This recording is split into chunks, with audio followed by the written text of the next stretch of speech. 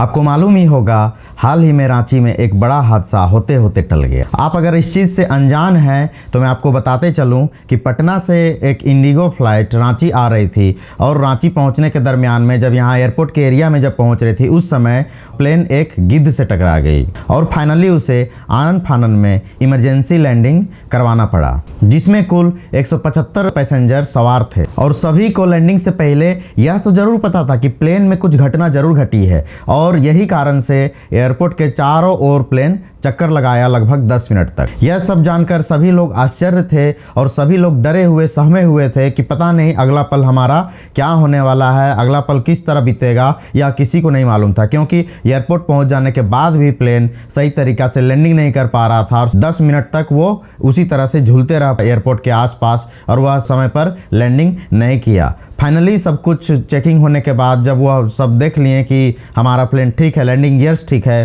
तब जाकर के प्लेन को लैंड करवाया गया और सभी पैसेंजर्स की जान में जान आई और सभी सुरक्षित अपने अपने घर को गए। लेकिन मैं ये सब बात आपको क्यों बता रहा हूँ, सोचिए, दिमाग में जोर डालिए, फिर से सोचिए। एक इंडिपेंडेंट नागरिक होने के नाते यह सभी चीज़ों की जानकारी हमें तो होनी ही चाहिए। जानकारी के साथ साथ हमारे दिमाग में यह मैटर एक सवाल भी ले आती है, क्या जहाज से एक छोटे से चिड़िया टकरा जाने के कारण से उसे इमरजेंसी लैंडिंग करवाया जा सकता है? क्या इतना ज़्यादा इम्पैक्ट पड़ सकता है कि जहाज को हवा में उड़ते हुए छोड़ करके उसे इमरजेंसी लैंडिंग उसी समय करवाना पड़े? क्या एक छोटे से चिड़िया के टकरा जाने से इतना बड़ा विशाल जहाज क्रैश कर सकता है और लोगों की जान जा सकती है? जवाब है हाँ, जो हमने बहुत सारे प्लेन्स में देखी भी है। साउथ कोरिया में एक प्लेन क्रैश हुआ और उसकी सबसे बड़ी रीजन थे बर्ड्स स्ट्राइक, चिड़िया उसमें टकरा गई। बाद में स्टडी पता लगा कि उसके इंजन में चिड़िया के जो खून है, फेदर्स हैं, वो पाए गए और सबसे आश्चर्य की बात है इसमें 181 में से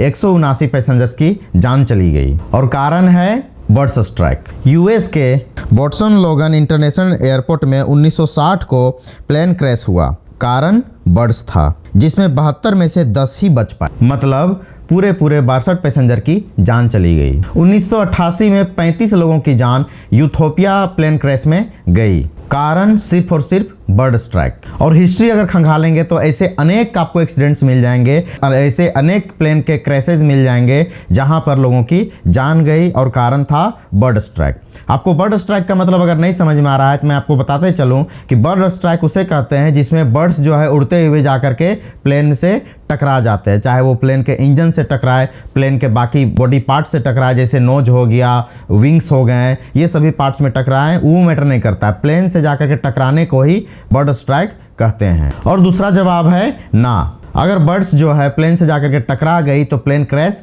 नहीं भी कर सकता है। हाल ही में आपने जो हम एक एग्जांपल लिए हुए हैं कि रांची का प्लेन केस जो है, जो इंडिगो प्लेन जिसमें एक गिद्ध टकरा गया था और सभी पैसेंजर्स अभी सेफ हैं और प्लेन को इमरजेंसी लैंडिंग करवाया गया। तो मतलब इससे ये पता चलता है कि प्लेन से अगर बर्ड स्ट्राइक होता है उसमें जान जा भी सकती है, नहीं भी जा सकती। ऐसे अनगिनत हजारों केसेज आपको मिल जाएंगे जहां पर प्लेन से बर्ड टकराई और जाकर के प्लेन जो है इमरजेंसी लैंडिंग करवाना पड़ा, प्लेन को किसी प्रकार से कोई नुकसान नहीं हुआ। अब तो हम पूरी तरीका से कंफ्यूज खा गए। समझे तो समझे क्या, बर्ड स्ट्राइकिंग से प्लेन क्रैश होता है या नहीं होता है? आखिर होता है तो कैसे होता है और नहीं होता है तो क्यों नहीं होता है और कैसे नहीं होता है? तो हम आज की वीडियो में यही बात करेंगे कि प्लेन स्ट्राइकिंग से एक प्लेन क्रैश कर भी सकता है या नहीं भी कर सकता है, कर सकता है तो कैसे कर सकता है, नहीं कर सकता है तो कैसे नहीं कर सकता है। नमस्कार, मैं हूं संतोष और मैं इसी तरह के इंफॉर्मेटिव वीडियो यूट्यूब में लाते रहता हूं। अगर हमारी वीडियोस आपको अच्छी लगती है तो चैनल को सब्सक्राइब कर ले ताकि आपको नेक्स्ट अपडेट टाइम पर मिलते रहे। अब जानते हैं इस लॉजिक के बारे में, आखिर ये जो है केसेज होते कैसे हैं। कभी पर बर्ड स्ट्राइकिंग से प्लेन क्रैश करते हैं और कहीं पर नहीं करते हैं, तो आखिर ये होते कैसे हैं, इसके बारे में हम लोग जानते हैं। इसको जानने से पहले हम प्लेन के बारे में समझते हैं, प्लेन का जो स्ट्रक्चर है उसके बारे में समझते हैं। इसे कहते हैं प्लेन का इंजन, जो कि भरपूर तरीके से जोर लगा करके थ्रस्ट को पैदा करता है और प्लेन को चलाने में मदद करता है, प्लेन को आगे भेजता है। आगे से यह हवा लेता है ताकि इसका टेम्परेचर बैलेंस रहे और यह ज़्यादा गर्म ना हो। अगर कोई भी इंसान अगर इंजन के आगे चला, उसमें इतना ज़्यादा सक्शन पावर रहता है कि इंजन के आगे अगर कोई इंसान को भेज दिया जाए तो उसे चकनाचूर करने में, उसको बर्बाद करने में एक सेकंड भी प्लेन नहीं लगाएगा। चिड़िया तो बहुत दूर की बात है। प्लेन में हमेशा 2 इंजन होते हैं। अगर एक इंजन फेल हो जाए तो दूसरे इंजन से भी काम चलाया जा सकता है, जगह तक आपको पहुंचाया जा सकता है। इसे कहते हैं विंग। इसमें फ्यूल स्टोर होता है, प्लेन को बैलेंस करने में मदद किया जाता है। यह प्लेन को बैलेंस करता है, प्लेन को रोकने और लिफ्ट करने में भी यह मदद करता है। इसे कहते हैं नोज। यह प्लेन का सबसे अगला हिस्सा होता है। यह कोनिकल शेप में होता है। इसका फंक्शन फ्रिक्शन को कम करना होता है।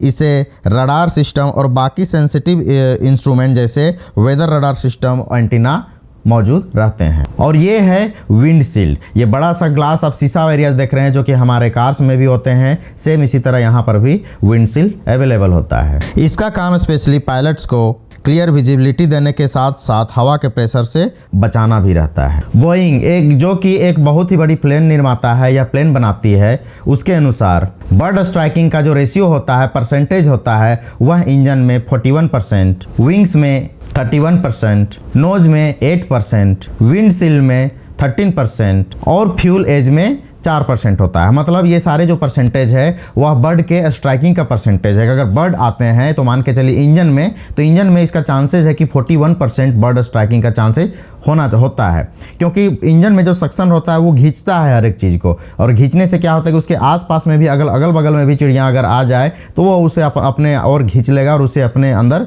संभाल लेगा उसे। अगर इंजन को छोड़ दिया जाए तो बाकी सभी पार्ट्स में, अगर बर्ड स्ट्राइकिंग होती है तो बाकी सभी पार्ट्स को जो है उतना डैमेज नहीं पहुंच सकता है। वह जो है प्लेन उसके बाद भी चल सकता है और उससे इमरजेंसी लैंडिंग करवाया जा सकता है। और यहीं अगर चिड़िया या फिर चिड़िया के झुंड जो है वह इंजन में चले गए तो इंजन में जाने से क्या होता है कि यह काम करना बंद कर सकती है। इसके अंदर प्रोपेलर्स जो पंखे होते हैं, पंखे टूट सकते हैं, डैमेज हो सकते हैं, जिससे इंजन काम करना बंद हो सकता है। उस कारण से भी प्लेन क्रैश कर सकता है। या नहीं तो अगर इंजन घूम रहा है, काम कर रहा है, लेकिन उसमें सफिशिएंट एयर नहीं आ रहा है, उसके आगे जो पोर्शन बना हुआ रहता है वह एयर सक्शन का काम करता है ताकि इंजन को ठंडा रख सके। अगर सफिशिएंट मात्रा, काफ़ी मात्रा से अगर वह उसमें एयर नहीं मिले, हवा नहीं मिले, तो उस कारण से इंजन गर्म हो सकती है और गर्म होने के बाद फाइनली इंजन ब्लास्ट कर सकती है, फट सकती है, जिस कारण से भी प्लेन क्रैश कर सकता है। और मोस्टली प्लेन क्रैशिंग जो है वह बर्ड स्ट्राइकिंग के माध्यम से अगर हो रहा है तो मोस्टली प्लेन क्रैशेज जो है